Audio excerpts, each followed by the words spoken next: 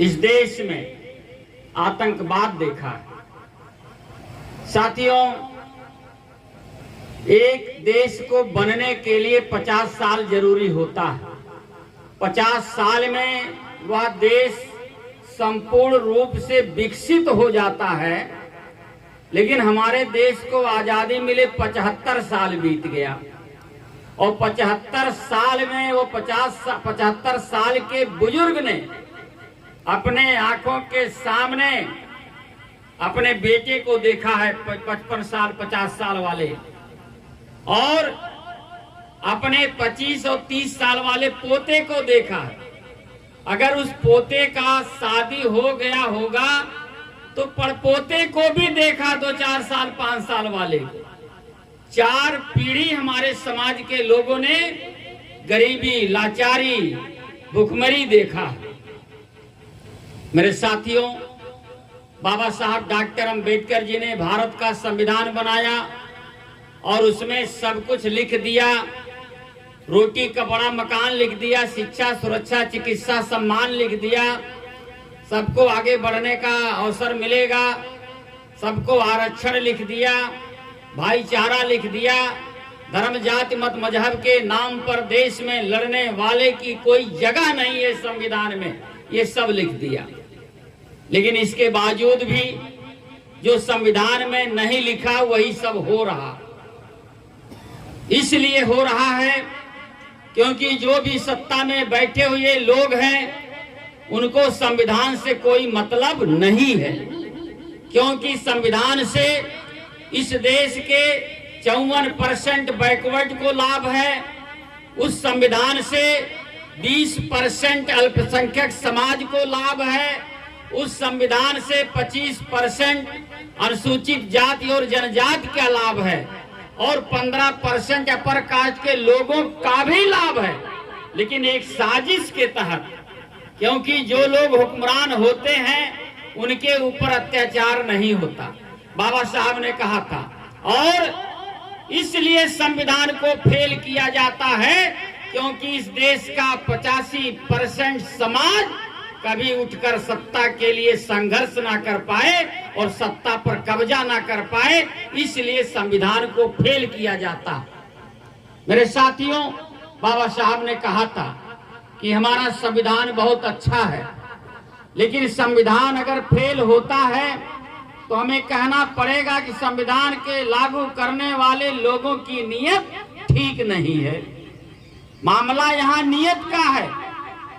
खराब से खराब संविधान अच्छा साबित होगा अगर लागू करने वाले की नीयत ठीक है, और अच्छा सच्चा संविधान बुरा साबित हो जाएगा अगर लागू करने वाले की नीयत खराब है।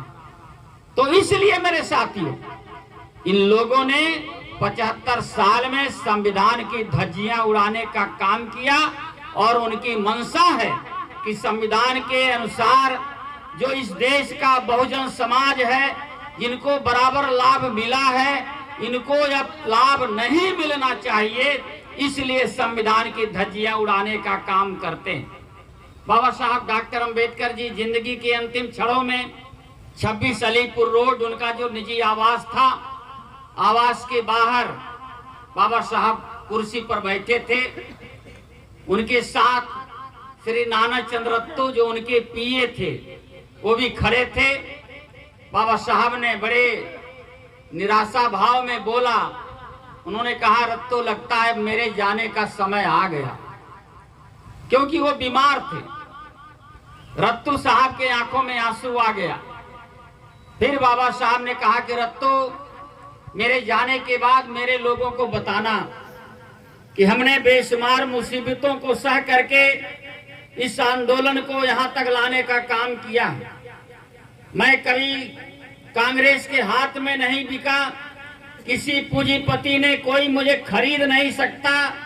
मैंने बड़ा मेहनत करके अपार मुसीबत उठा करके मैं कारवां यहाँ तक लाया हूँ और ये कारवां निरंतर आगे बढ़ता रहना चाहिए, ये मेरे लोगों को बताना।